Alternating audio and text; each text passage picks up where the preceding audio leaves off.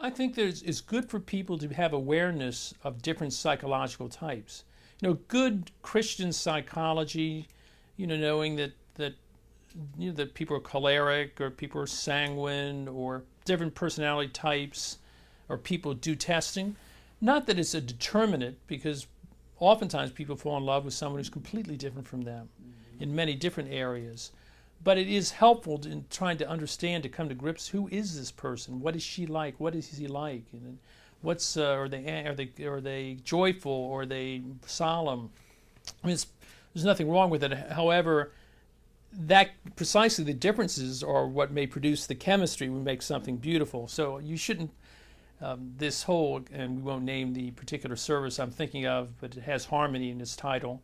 This whole idea that by matching up you'll be able to find the perfect mate. That's not, by looking at psychology, you're not going to find the perfect mate, because people are different. And again, long live the difference.